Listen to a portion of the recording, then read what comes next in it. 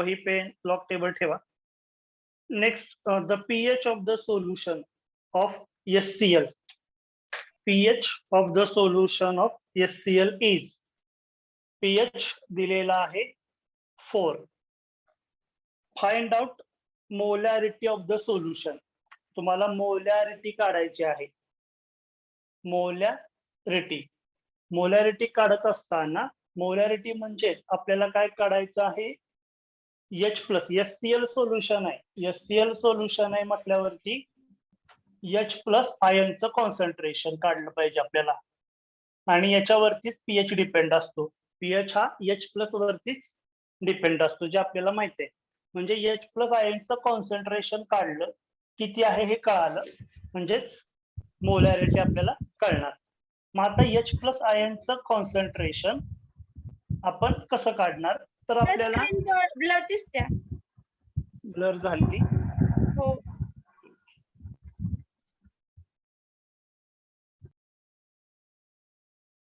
तर मोलॅरिटी म्हणजेच H plus आयनचं कॉन्सन्ट्रेशन आपल्याला काढायचंय. मग याच्यासाठी पीएच ची डेफिनेशन काय होती बघा. pH is equal to negative log to the base 10 H plus ion. ठीक आहे. आणि H प्लस आयन्स काढत असताना पीएच च्या डेफिनेशन मध्येच आपण या पद्धतीनं केलं. H plus ion is equal to 10 to the power minus pH.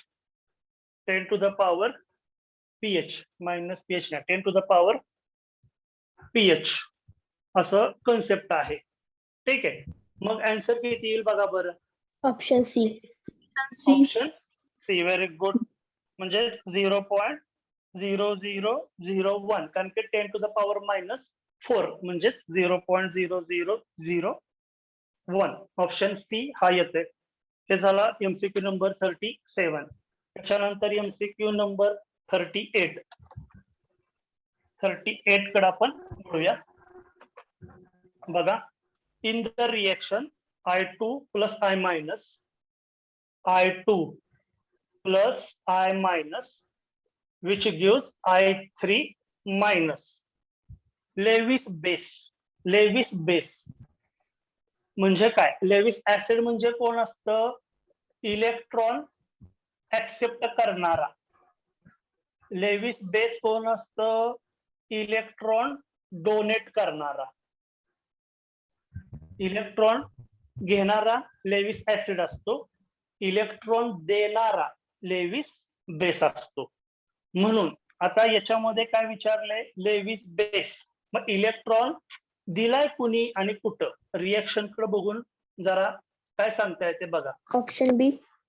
Option बी म्हणताय का. I minus. कसं काय आय मायनस. I2 तर इलेक्ट्रॉन देणार नाही, कारण की I2 प्लस आय मायनस आणि प्रॉडक्ट I3 म्हणजेच क्षण दिलाय. ऑब्विसली तुमच्या डोक्यात लगेच येते. रिएक्टंट बघा ना, I2 प्लस आय, 2 आय आहेत. हा, आणि मग I3 झाले, म्हणजेच 2 अधिक 1 I3, म्हणजे आय मायनस न इलेक्ट्रॉन दिलेला आहे. म्हणून लेविस बेस हा ऑप्शन बी आय मायनस. ठीक आहे. म्हणजे सिंपल आहे हे सुद्धा या पद्धतीनं ओळखणं. यानंतर MCQ number 39. pH of 0.0001 NaOH. 0.0001 NaOH चा pH काढायचा आहे. आता NaOH चा pH आपल्याला काढायचा असेल तर NaOH बेस आहे. NaOH बेस आहे. बेस असेल, कसा बेस आहे, OH मायनस आहे. बेस असेल तर पीओएच काढला पाहिजे, आणि पीओएच काढल्यानंतर आपल्याला काय केलं पाहिजे, pH plus pOH is equal to 14 हे रिलेशनशिप वापरलं पाहिजे. पीओएच आपल्याला काढायला पाहिजे, कारण NaOH हा बेस आहे आणि पीओएच काढल्यानंतर पीएच काढायचा. मग पीओएच कसा काढतो, negative log to the base 10 concentration, OH minus आयनचं कॉन्सन्ट्रेशन. आता हे दिलेच की त्यांनी कॉन्सन्ट्रेशन NaOH 0.0001 मोलर. बरोबर. आता याच्यामध्ये पण ट्विस्ट कोणता असतो, OH मायनस आयनचं कॉन्सन्ट्रेशन काढताना NaOH हा स्ट्रॉंग बेस आहे, NaOH स्ट्रॉंग बेस आहे. स्ट्रॉंग बेस आहे त्यामुळं आपल्याला OH minus ion concentration is equal to C येणार. OH minus ion concentration is equal to C येणार. हा जर वीक बेस असता तर मग अल्फा सी असते. आपण ऑलरेडी ते शिकून आलेलो आहोत. पण हा स्ट्रॉंग बेस असल्यामुळं OH minus ion concentration is equal to C. म्हणजे आपल्याला OH मायनस आयनची किंमत C च्या इक्वल आहे. कॉन्सन्ट्रेशन 0.0001 मोलर दिले. मग सांगा आता किती येईल? Minus log to the base 10. OH minus म्हणजे किती झालं? 1 2 3 4. 1 into 10 to the power minus 4. ठीक आहे. म्हणजे काय? 4 minus log to the base 10 1. Option हा म्हणजे तुम्हाला आता कळेल किती POH किती येतोय बघा आणि मग PH plus POH is equal to 14 हे रिलेशनशिप वापरलं पाहिजे आणि मग आपल्याला pH मिळणार. ऑप्शन कोणता सांगता तुम्ही? बी. ऑप्शन बी. ऑप्शन बी येतोय. Very good. pH 10 आपल्याला मिळतोय. म्हणजेच उत्तराचे किती येते? 4. POH 4, pH 10. आणि तुम्हाला विचारलं POH विचारलेला नाही. कसं काढलं लक्षात आलं का बघा? या टाइपचे एक्झाम्पल आपण सॉल्व्ह करत असताना 2 स्टेप इथं मी डायरेक्टली ड्रॉप करतो. थेरी मध्ये शिकलोय ही जी पॉवर आहे मायनस मायनस डायरेक्ट इथं 4 4 हे मायनस चिन्ह लॉग टू द बेस 10 आहे तसं इथं किती संख्या आहे? 1 आहे म्हणून 1 लॉग टू द बेस 10 1. अशा पद्धतीने आपण ते शॉर्टकट मध्ये सॉल्व्ह करू शकतो. याच्यानंतर नेक्स्ट आपण बघूया. हा solubility of AgCl at 20 degree Celsius is solubility म्हणजे यस किती दिलेला आहे? 1.435 into 1.435 into 10 to the power minus 3 gram per litre gram मध्ये दिलेले आहे. solubility product of AgCl म्हणजे KSP is equal to question mark. ठीक आहे. आता AgCl आहे त्यामुळे काय रिएक्शन लिहायला बायनरी सॉल्ट मिळणार आहे. AB टाइपचा सॉल्ट मिळणार आहे. Ag ला A, Cl ला B. Ag plus plus Cl minus म्हणजे याचा यस येणार, याचा यस येणार, यस स्क्वेअर येणार. म्हणजे यस इज इक्वल टू किंवा KSP इज इक्वल टू काय? यस स्क्वेअर येणार. परंतु KSP is equal to S आपण बायनरी सॉल्टचं बघितलेलं आहे कारण की याचा कोएफिशियंट एकच आहे त्यामुळे याला मी एक्स म्हणतो किंवा यस म्हणूया काय हरकत नाही. KSP is equal to S square. पण आता तुम्ही म्हणाल KSP दिला यस स्क्वेअर याचा स्क्वेअर केला की उत्तर मला मिळेल असं तुम्हाला वाटेल. ठीक आहे. आणि मग तुमचा ऑप्शन तुम्ही त्यातला एक सिलेक्ट कराल. परंतु एक गोष्ट तुम्ही विसरताय की सोल्युबिलिटी जी दिलेली आहे ह्याचं युनिट काय बघा? Gram per litre. Gram per litre आणि आपल्याला सोल्युबिलिटी आपण मोल पर लिटर मध्ये काढतो. आपण मोलॅरिटी मध्ये काढतो म्हणजे मोल पर डीएम क्यूब मध्ये काढतो किंवा मोल पर लिटर. लिटर आणि डीएम क्यूब सेम आहे. म्हणजे मला अगोदर काय केलं पाहिजे? सोल्युबिलिटी मोल पर लिटर मध्ये काढली पाहिजे. सोल्युबिलिटी जी आहे ती मोल पर डीएम क्यूब म्हणा किंवा मोल पर लिटर मध्ये काढली पाहिजे. मोल पर लिटर मध्ये काढायला लय सोपं आहे. कसं? गिव्हन मास ह्याचं किती आहे? एवढं gram per litre. 1.435 into 10 to the power minus 3 सरळ सरळ दिले. Divided by molecular mass. AgCl चं मॉलिक्युलर मास 143. आता या एक्झाम्पलला दिलेलं नाहीये पण मी सांगतो 143 AgCl चं मॉलिक्युलर मास 143 ग्रॅम. मग आता यस ची किंमत काढा. यस ची किंमत काढल्यावरती त्याचा काय केला पाहिजे? स्क्वेअर केला पाहिजे आणि मग तुम्हाला उत्तर मिळणार. बघा लक्षात येते का? सोल्युबिलिटी तुम्हाला दिलेली आहे ग्रॅम पर लिटर मध्ये आणि आपल्याला ग्रॅम पर लिटर चालत नाही. आपल्याला मोल पर लिटर किंवा मोल पर डीएम क्यूब मध्ये मोल पर डीएम क्यूब मध्ये लागते. मग मोल पर डीएम क्यूब मध्ये काढत असताना आपण काय करतो? ही लिटर ग्रॅम पर लिटर भागिले मॉलिक्युलर मास जर केलं तर मोल पर डीएम क्यूब मधली सोल्युबिलिटी मिळते.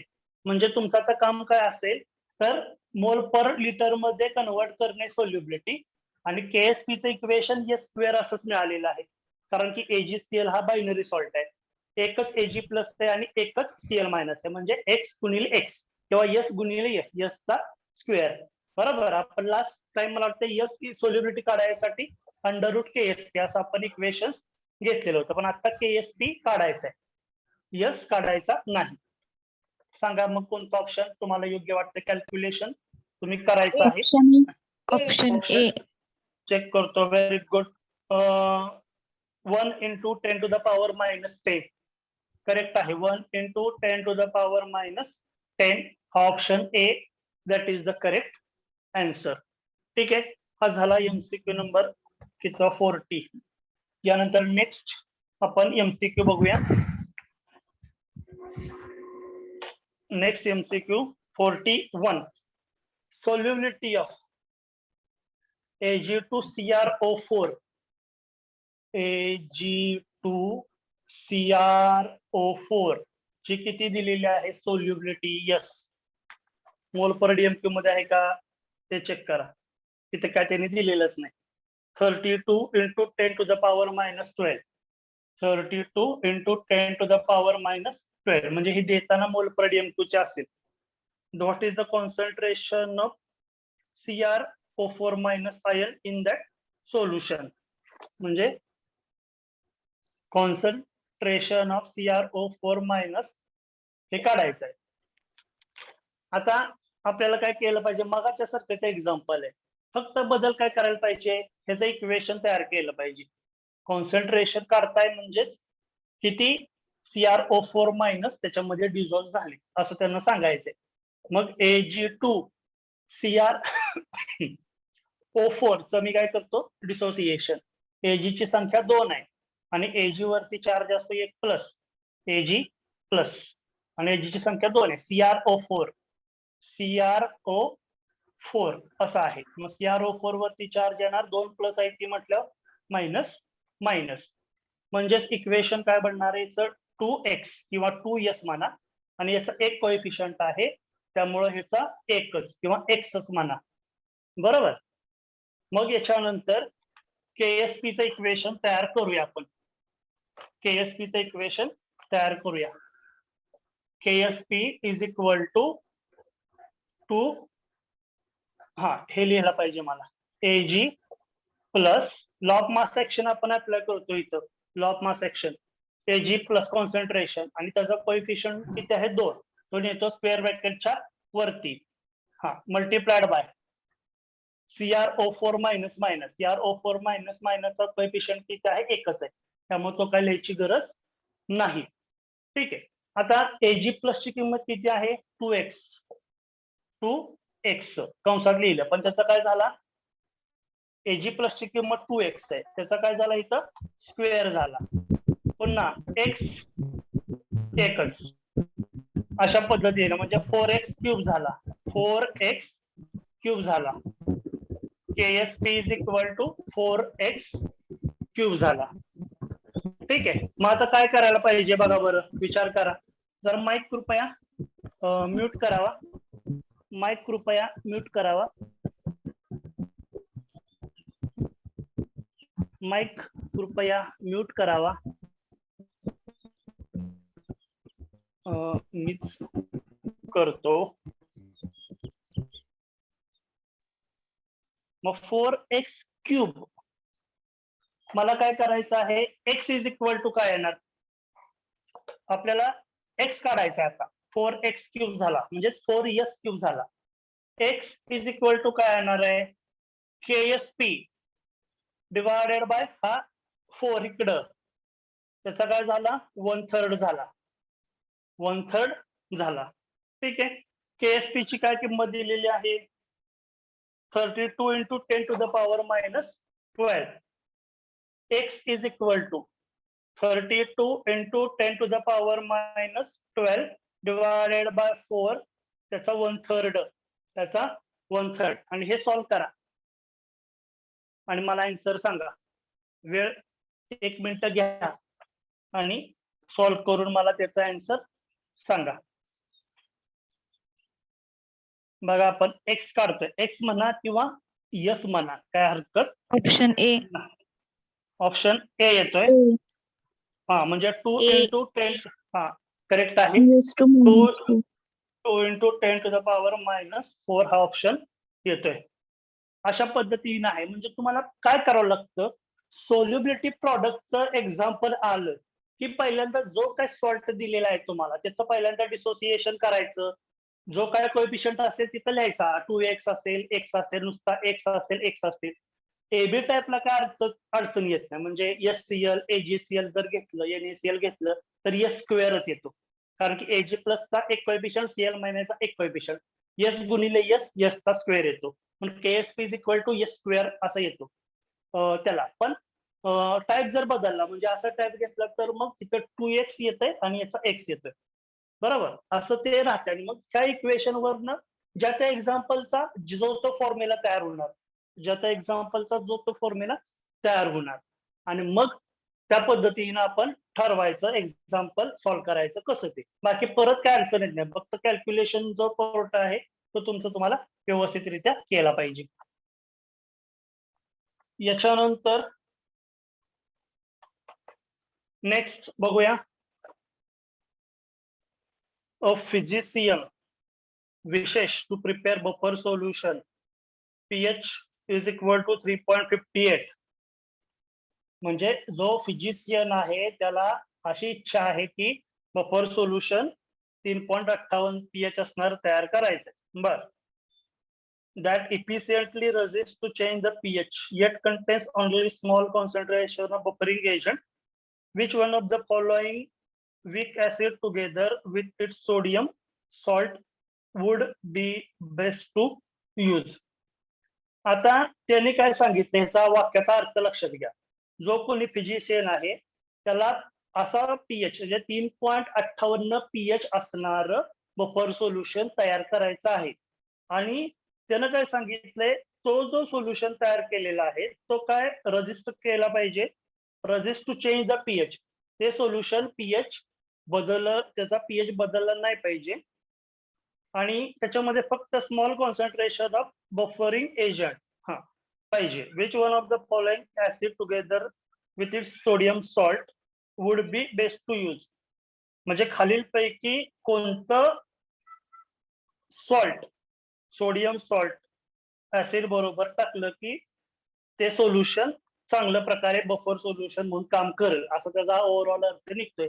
त्याच्यामध्ये डोकं लावायचं काहीच काम नाही. मग तुम्हाला आहे तसं बेस्ट क्वालिटी पाहिजे, पीएच पाहिजे असेल, तर ज्याचा पीएच आणि ज्याचा पीकेए हा इक्वल असेल तेच बेस्ट क्वालिटी असते. ज्याचा पीएच जेवढा पीएच असेल तेवढाच पीके असेल का नाही, तर ते सगळ्यात बेस्ट क्वालिटी असते. म्हणजे त्याचा पीएच परत चेंज होत नाही. पीएच बरोबरच पीके, हँडरसन हॅसेलबॅच इक्वेशनच्या बेसिसवरती. पुढे त्याचे एक्झाम्पल आहेतच हँडरसन हॅसेलबॅच इक्वेशनचे. म्हणजे पीएच आणि पीके कसं पाहिजे, इक्वल पाहिजे. त्यामुळे ऑप्शन याचा 3.58 असणार. कोण आहे कोणी का असे ना ते बघायचं. ऑप्शन डी, ऑप्शन डी हा याचा करेक्ट आन्सर येणार. Option D, acetoacetic acid pKa 3.58. ठीक आहे. त्याच्यानंतर 43 पीएच व्हॅल्यू ऑफ. आता याचं मला वाटतं हिंट पण खालीच दिलेली आहे, त्यामुळे ते तुम्ही बघू शकताय. 43 एमसीक्यू जो आहे तो बघा. PH value of deci normal solution of NH4OH which 20% ionized. त्यामुळे त्याचं हिंट तुम्हाला खालीच दिलेली आहे. त्यामुळे तो उत्तरच या ठिकाणी दिलेलं आहे, 14 वजा POH.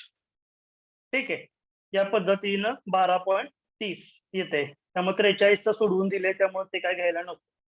नेक्स्ट बघूया. Solubility of barium sulphate in water एवढी दिलेली आहे. सोल्युबिलिटी प्रॉडक्ट काढा. चला, ते मगाच्या सारखंच एक्झाम्पल दिसतंय. Solubility of barium sulphate. Barium sulphate म्हणजेच एस स्क्वेअर येणार. बेरियम सल्फेट म्हटलं की Ba++ आणि SO4 मायनस मायनस म्हणजे एकच आहे, म्हणजे यस, एकच आहे म्हणजे यस.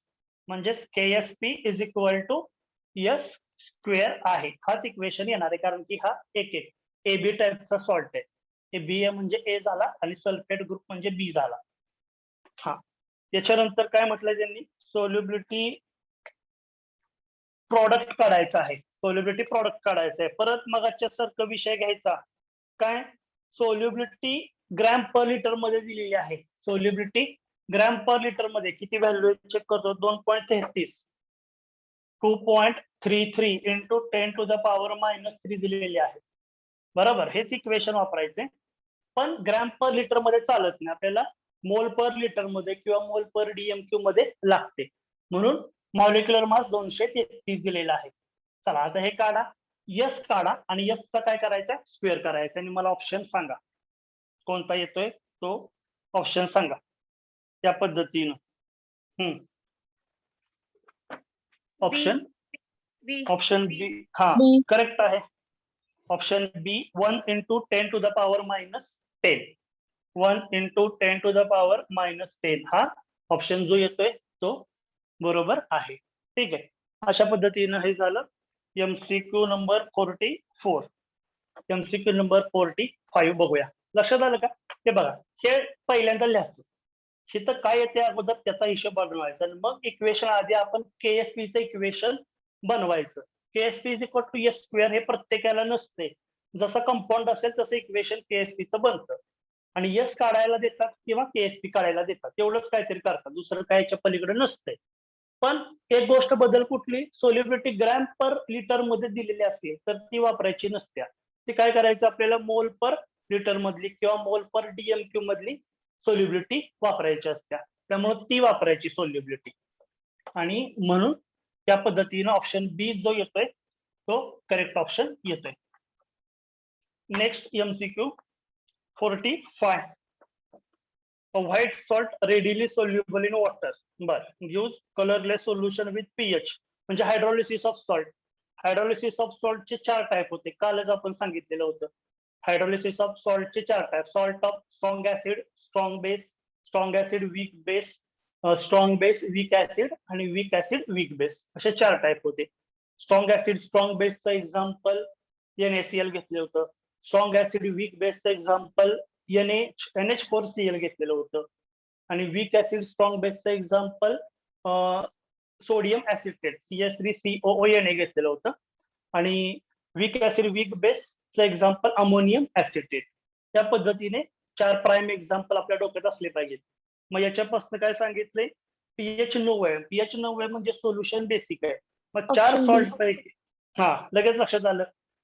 ऑप्शन बी सोडियम ऍसिटेट जर वापरला तर हायड्रोलिसिस केलं तर पीएच हा बेसिक येतो. म्हणून ऑप्शन बी करेक्ट आहे. अमोनियम ऍसिटेट हे येत नाही. Ammonium acetate weak acid weak बेसचा सॉल्ट आहे. ठीक आहे, कॅल्शियम कार्बोनेट आणि अमोनियम नायट्रेट हे पण येणार नाही. आपल्याला कॉमन प्राईम एक्झाम्पल 4 आहे त्यातच दिले, त्यामुळे option B that is the correct answer. Next 46. Why strong acid generally used as standard solution acid base titration. ठीक आहे, आता 11वी मध्ये आणि 12वी मध्ये आपण एसपी मध्ये प्रॅक्टिकल घेतलेले आहेत टायट्रेशनचे. आपण एससीएल भरतो ब्युरेट मध्ये. एससीएल बघा काही वेळेला केले, तुम्ही आठवत असेल नसेल. ब्युरेट मध्ये एससीएल भरायचं आणि खाली बेस घ्यायचा आणि मग टायट्रेशन करायचं. End point colourless to pink वगैरे आपण काढलेलं आहे. मग त्यांनी काय सांगितलंय? Why strong acid generally used as a standard solution in acid base titration. Acid base titration मध्ये एससीएल हे आपण जनरली ब्युरेट मध्ये भरलेलं होतं.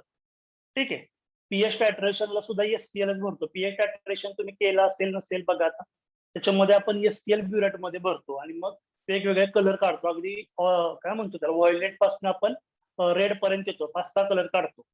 मग ते का वापरायचं असं म्हटलंय? पहिला option pH equivalent point will be always 7. कसं असेल? 7 म्हणजे न्यूट्रल असं नसते. तर आताच वाक्य वापरले जस्ट आपण एससीएल वापरलं तर व्हायोलेट पासून, म्हणजे व्हायोलेटचा पीएच 14 असते, 14 पासून आपण 3 पीएच रेड पर्यंत येतो, म्हणजे सगळे कलर करतो. म्हणजे त्या न्यूट्रल असायचं कारण नाही.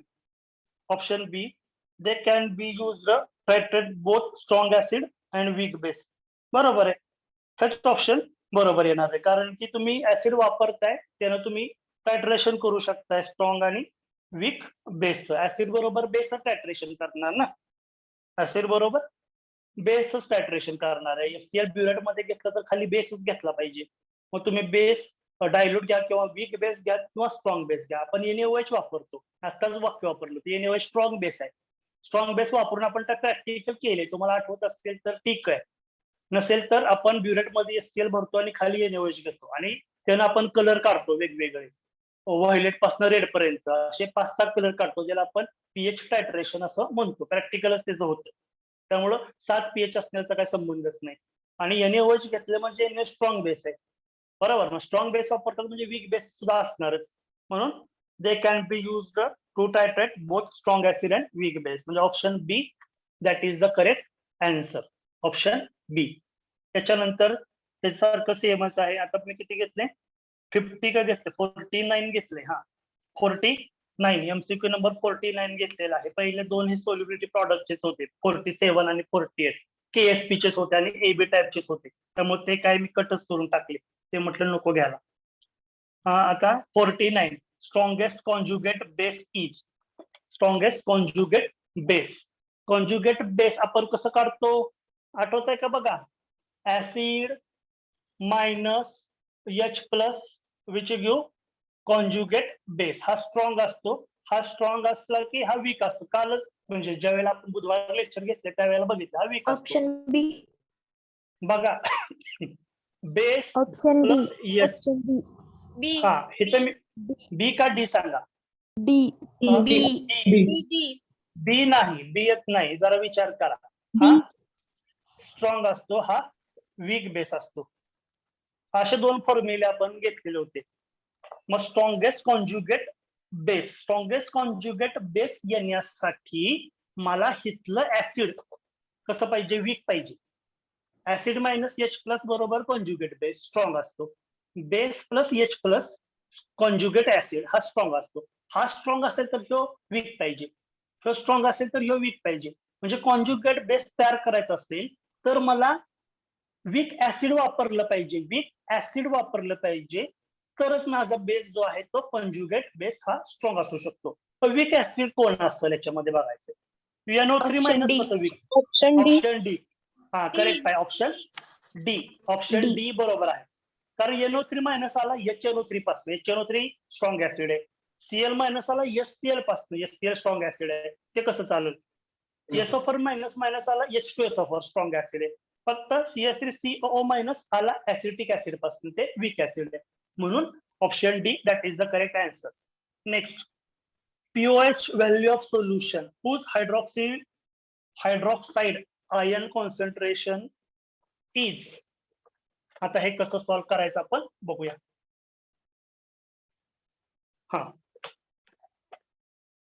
pOH value of solution whose hydroxide ion concentration, म्हणजे हायड्रॉक्साइड आयन म्हणजे हे OH minus ion concentration. Concentration नेहमी आपण स्क्वेअर ब्रॅकेट मध्ये लिहित असतो. हा, किती दिलंय? एवढं 6.2 into 10 to the power minus 9 असं दिलंय. मोल पर लिटरच आहे, काय प्रश्न नाही. ठीक, pOH काढायचा आहे. म्हणजे pOH काढा की. आता pOH चा फॉर्म्युला आपल्याला माहित आहे की negative log to the base 10 molar concentration of OH minus. ठीक आहे, मग molar concentration of OH minus ची किंमत दिलेली आहे. Negative log to the base 10 OH minus आयनचं concentration 6.2 into 10 to the power minus 9 दिलेले आहे. म्हणजे हे मायनस 9 आलं खाली तर हे plus 9. 9 minus log to the base 10 किती आहे? हे 6.2. मग 6.2 चा लॉग बघा आणि ते 9 मधनं वजा करा आणि उत्तर मिळेल. आणि ऑप्शन सांगा. वेळ घ्या थोडासा, अर्धा मिनिट.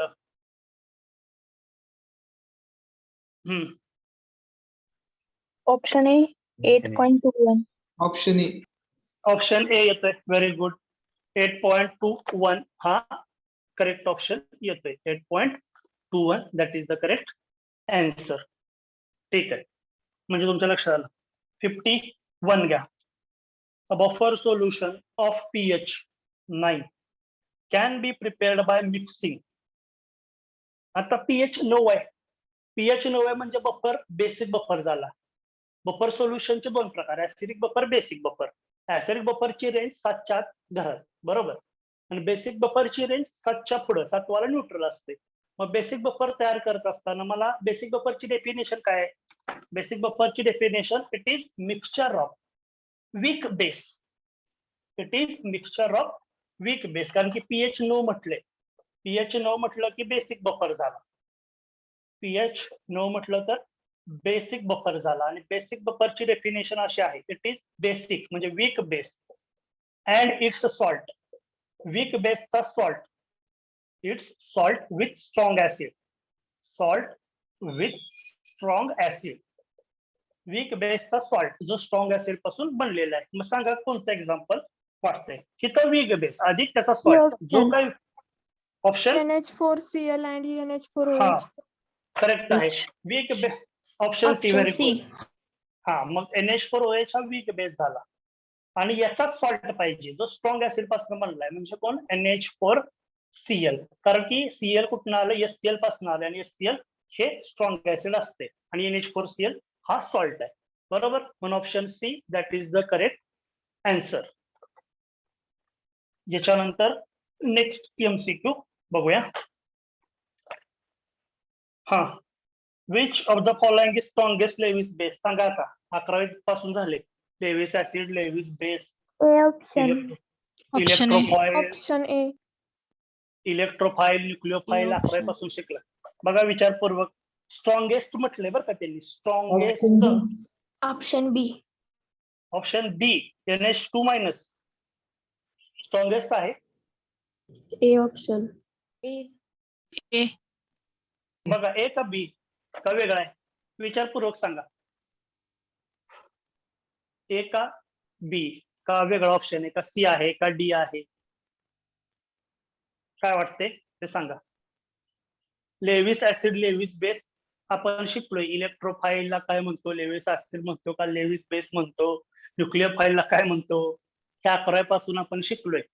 आणि लेविस बेसची कन्सेप्ट काय आहे, जो इलेक्ट्रॉन काय करतो, डोनेट करतो. इलेक्ट्रॉन डोनेट करतो तो काय असतो, बेस असतो. इलेक्ट्रॉन ऍक्सेप्ट करतो तो ऍसिड असतो. मग खालीलपैकी इलेक्ट्रॉन डोनेट करायची तीव्र इच्छा कोणाला आहे. इलेक्ट्रॉन डोनेट करण्याची तीव्र इच्छा कुणाला आहे. Option A. Option Option A. ए ला आहे का, Chlorine. क्लोरीनला आहे का. इलेक्ट्रॉन देण्याची इच्छा, तीव्र इच्छा कुणाला आहे. बी. ऑप्शन बी ला का ए ला, दोघांपैकी एक सांगा. NH2 minus. CS. बघा NH2 मायनस इथं आपल्याला उत्तर दिलेलं आहे. NH2 मायनस इलेक्ट्रॉन देण्याची तीव्र इच्छा म्हणजे option B that is the correct answer. ठीक आहे. नेक्स्ट 52 झालं. 53 2Ag2CrO4 a solution over its own precipitate CrO4 minus minus are added. बर त्यांचं काय म्हणणं आहे, Ag2CrO4 घेतलेला आहे पीपीटी स्वरूपात. सोल्युशन घेतलं आणि Ag2CrO4 minus minus Ag2CrO4 solution घेतले over its own precipitate. PPT मिळणार कारण की सॅच्युरेटेड सोल्युशन आहे. हा सॉल्ट स्पॅरिंगली सोल्युबल सॉल्ट आहे, काय पाण्यामध्ये पूर्णपणे विरघळणार नाही, थोडा विरघळणार, बाकीचा तळाशी आहे तसं जमा राहणार. पुढं CrO4 minus minus ion are added. अजून एक्स्ट्रा म्हणता ऍड करा. CrO4 minus minus are added. This result in. बर रिएक्शन काय सांगते, Ag ची संख्या 2 आहे म्हणजे ट्वाइस Ag प्लस आणि CrO4 minus minus ion are added असं म्हटलंय. This result in Decrease in concentration of Ag plus. Ag plus. बरोबर आहे. त्याला कुठलं प्रिन्सिपल वापरले आपण, त्याला कुठलं प्रिन्सिपल वापरले. 11वी मध्ये आपण केमिकल इक्विलिब्रियम शिकवताना असं शिकलेलं होतो की आपण घरात चहा बनवतोय, 2 माणसाचा चहा बनवतोय. मग 2 माणसाचा चहा बनवत असताना आपण सरासरी भाव 2 चमचे चहा पावडर, 2 हा व्हेरी गुड, ली चॅकलर प्रिन्सिपल. 2 माणसाचा चहा बनवायला 2 चमचे साखर, 2 चमचे आपण म्हणूया टी पावडर लागली आणि अचानक आमच्यासारखी 10 लोक आली चहा पिणारी, तर तुम्हाला चालेल का, तुम्ही काय करणार, जास्त साखर जास्त चहा पावडर टाकली पाहिजे. म्हणजे जेवढे जास्त रिएक्टंट तेवढा जास्त प्रॉडक्ट, जेवढे जास्त रिएक्टंट तेवढा जास्त प्रॉडक्ट मला मिळणार. तसं तिथं त्यांनी काय सांगितलंय, CrO4 मायनस मायनस आयन अजून ऍड केलं म्हणजे इक्विलिब्रियम असं शिफ्ट झालं. इक्विलिब्रियम असं शिफ्ट झालं म्हणजे त्याची संख्या वाढली. याची संख्या वाढली म्हणजे याची संख्या कमी झाली, याची संख्या वाढली म्हणजे याची संख्या कमी झाली. म्हणून option B that is the correct answer. Decrease in Ag plus ion concentration. Very good. सांगा आता next 54 conjugate acid of water. सांगा आता दोन्ही फॉर्म्युले दिले. Option C. Option C. हा conjugate acid of water. Water याचा अर्थ कॉन्जुगेट ऍसिड काढायचा आहे म्हणजे वॉटर काय झाला बेस झाला आणि बेस साठी काय फॉर्म्युला होता base plus H plus which equals conjugate acid होता.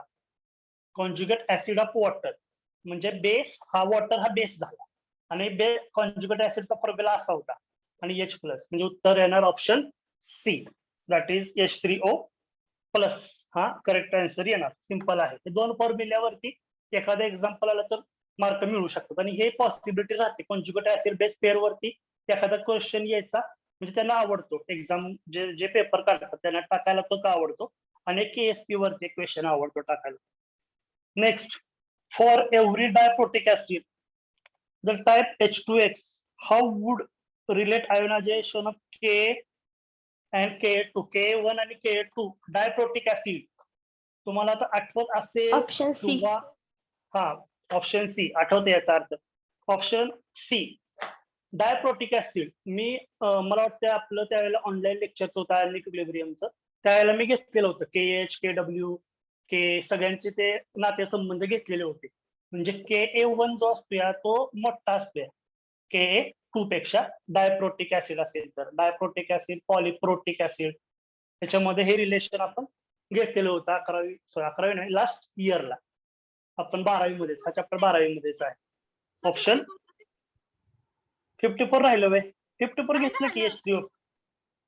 हा सी ऑप्शन आहे H3O plus base plus H plus म्हणजे वॉटर बेस झाला आणि वॉटर मध्ये H प्लस टाकल्यावरती H3O प्लस होणार ना म्हणजे 54 चा option C. Conjugate acid of water म्हणजे वॉटरचा कॉन्जुगेट ऍसिड काढायचं म्हणजे water base plus H plus आणि विच इक्वल्स कॉन्जुगेट ऍसिड म्हणजे H2O plus H plus which equals H3O plus असं आहे. 54 चं सी. 55 चं पण सी. त्याच्यानंतर 56 what is the H plus ion concentration. H plus ion concentration of solution that 0.1 molar HCl, 0.2 molar NaCl, 0.1 molar HCl, 0.2 molar NaCl असं दिले आणि तुम्हाला काय काढायचं आहे H प्लस आयनचं कॉन्सन्ट्रेशन काढायचं आणि K पण दिलाय म्हणजे K दिलाय म्हटल्यावर सरळ विषय घ्यायचा नाही हेंडरसन इक्वेशन वापरून टाकायचं. K is equal to 6.2 into 10 to the power -10 6.2 into 10 to the power -10. K दिलाय का नाही सरळ हेंडरसन हॅसेलबॅच इक्वेशन वापरायचे. हेंडरसन हॅसेलबॅच इक्वेशन बघा असं होतं pH is equal to pKa plus log to the base 10 salt divided by acid. Salt divided by acid. सॉल्टचं concentration आणि ऍसिडचं कॉन्सन्ट्रेशन हे डिवाइड केलं. आता मला pH काढल्यावरती H प्लस आयन काढू आपण त्याचा काही विषय नाही पण pH तर अगोदर काढूया आणि त्यासाठी pKa काढला पाहिजे. pKa कसा काढणार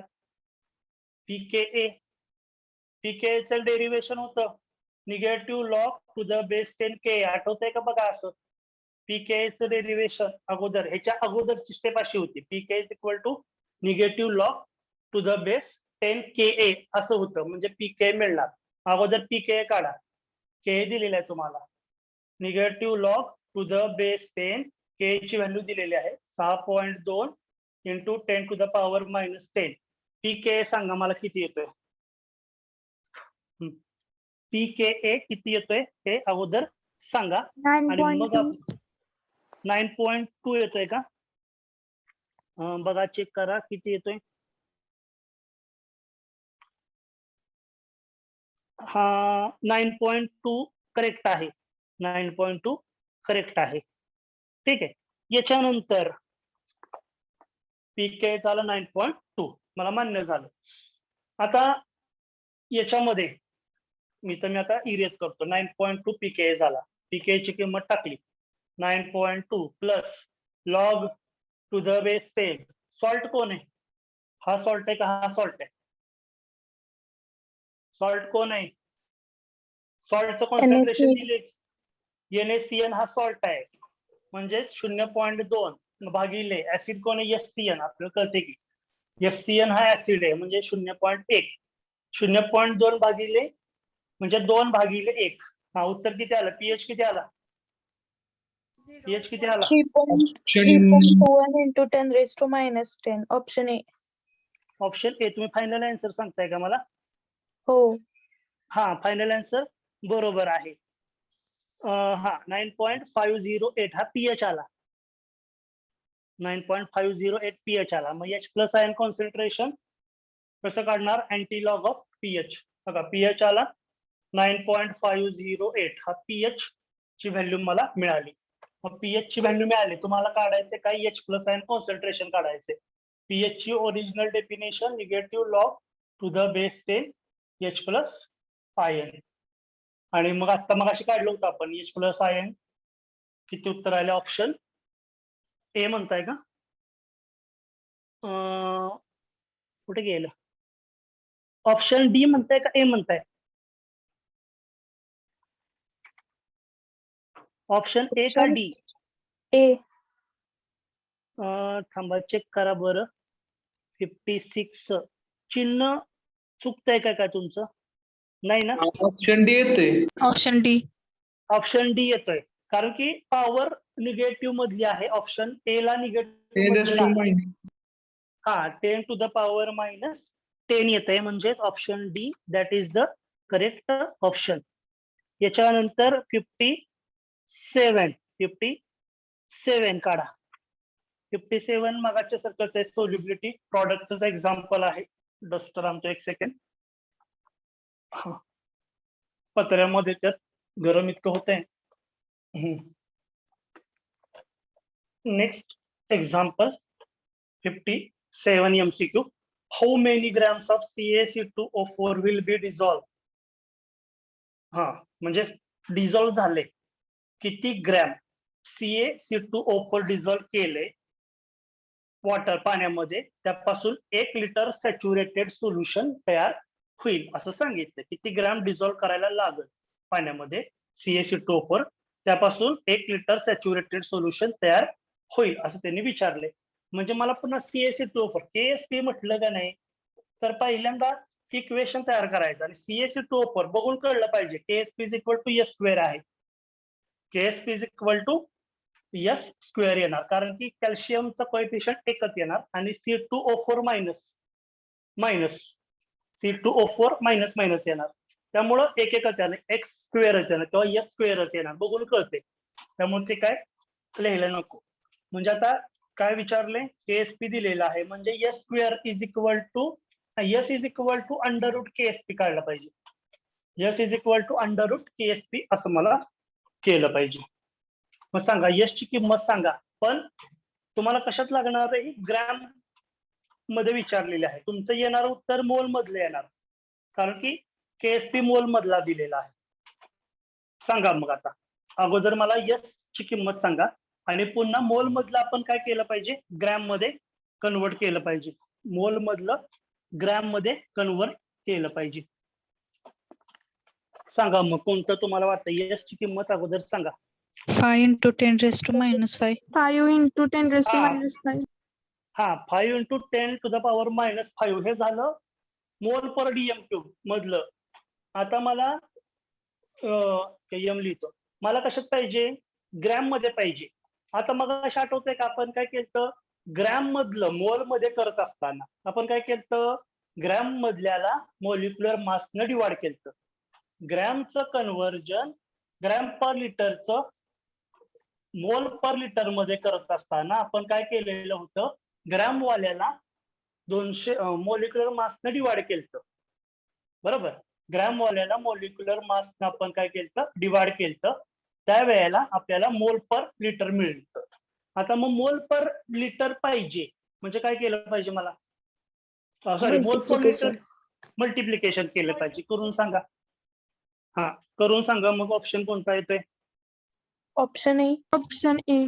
ऑप्शन ए येते. हा करेक्ट आहे. 0.0064. चला 58 बघा. 58 MCQ नंबर 58 बघूया.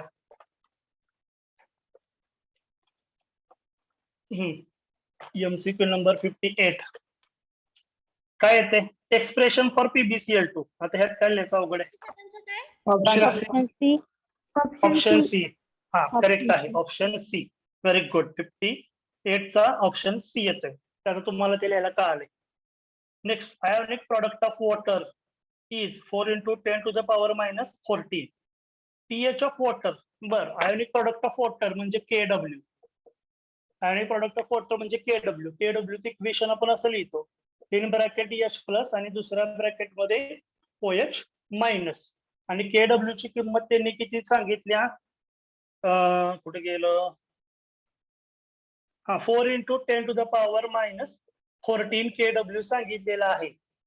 बरोबर. हा आणि तुम्हाला विचारले pH ऑफ वॉटर म्हणजे pH काढायचा म्हटला तर negative log to the base 10 molar concentration of H plus ion मला काढलं पाहिजे. मग H प्लस आयन काढायसाठी कसं काढणार सांगा बरं? सिंपल आहे. सिंपल आहे. कसं काढणार H प्लस आयन कॉन्सन्ट्रेशन? आता थेरी काय सांगते? हे कसं आलेलं होतं तुम्हाला जर आठवत असेल. थेरी काय सांगते? कुठल्याही सोल्युशन मध्ये H प्लस आयनच्या संख्ये इतकेच OH मायनस आयनची संख्या ऑप्शन डी. असते. ऑप्शन डी म्हणतोय का? थांबा मला चेक बी करू द्या. बी बी. नाही, ऑप्शन बी नाही येत. Option C. ऑप्शन सी येतोय. ऑप्शन सी येतोय. ऑप्शन सी येतोय. आता त्याचं एक्सप्लेनेशन देतो.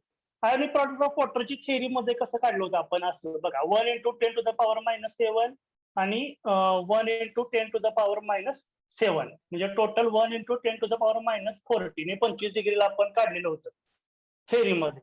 म्हणजे ह्याचं आणि ह्याचं मिळून एवढं आलंय. म्हणजे एकाचं किती? ह्या दोघांचं प्रॉडक्ट म्हणजे दोन गोष्टीचं मल्टिप्लिकेशन. H प्लस आयन गुणिले OH मायनस आयनचं मिळून 4 गुणिले 10 to the power minus 4 आलेलं आहे. म्हणजे एकाचं त्याच्या निम्मा असणार आहे. त्याच्या निम्मा असणार. हे आलं याचा अर्थ ह्या दोघांचं म्हणजे त्याच्या निम्मा किती? 2 into 10 to the power minus 2 असं असणार, निम्मा असणार. आणि निम्मा करायचं 10 to the power minus 10 to the power minus 49. मला चेक करू द्या पुढे गेलं. हा 4 into 10 to the power minus 14 sorry. मग त्याच्या निम्मा असणार ना ते. H 2 plus into 10 सायनचं raised to निम्मा. minus 7. हा 2 into 10 to the power minus 7 आणि त्यामुळे 2 into 10 to the power minus 7 म्हणजे H प्लस आयनचं कॉन्सन्ट्रेशन झालं आणि मग pH काढायला सोपं आहे. ठीक आहे.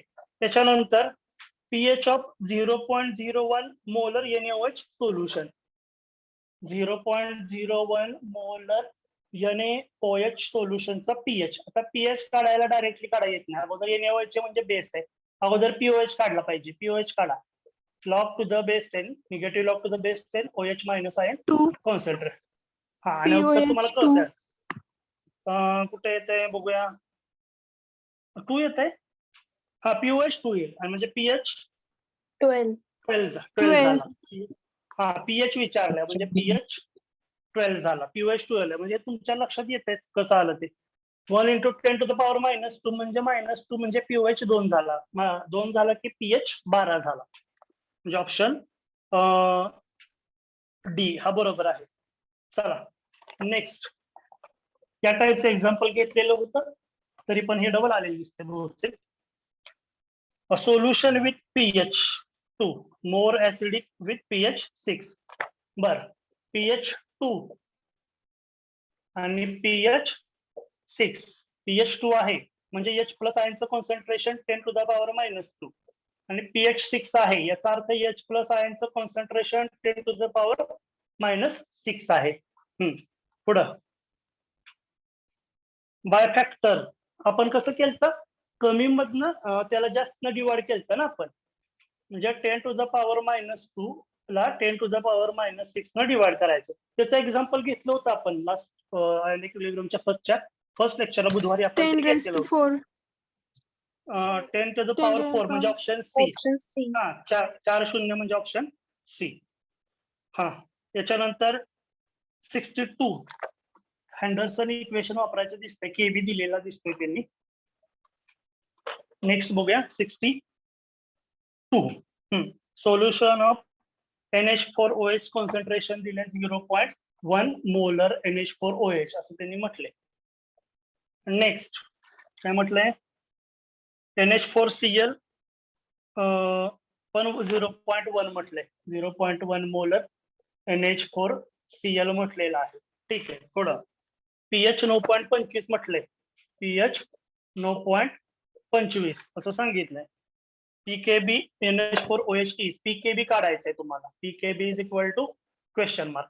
आता pKb काढायचंय म्हणजे आपल्याला हे केबी आहे म्हटलं की हँडरसन इक्वेशन फॉर बेसिक बफरच असणार आहे. pK म्हणजे POH is equal to pKb plus log to the base 10 salt divided by acid.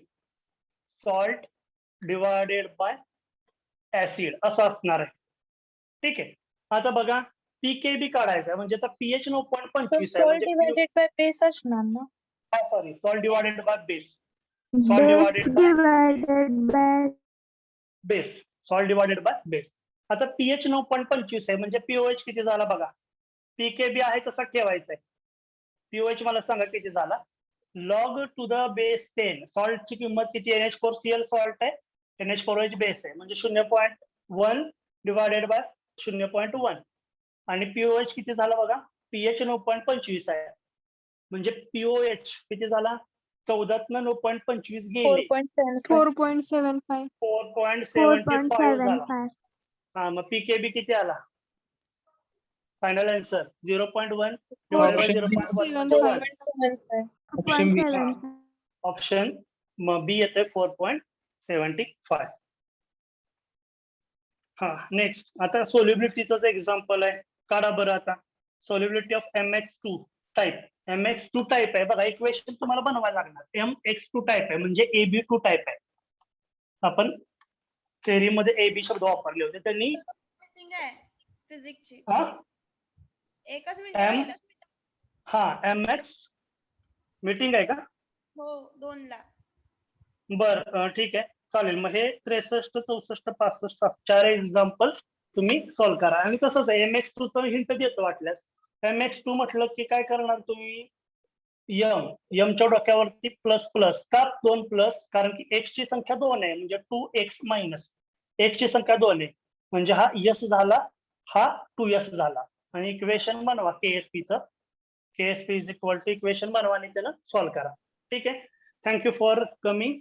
आणि नेक्स्ट लेक्चरला आपण हा चॅप्टर म्हणत असाल तर अजून ह्याचे काही MCQ बघू किंवा नेक्स्ट चॅप्टर कोणता म्हणाल तो बघूया. ठीक आहे. Thank you for coming. Good afternoon and have a good day. Stay home, stay safe. Thank you. Hi, sir. Bye.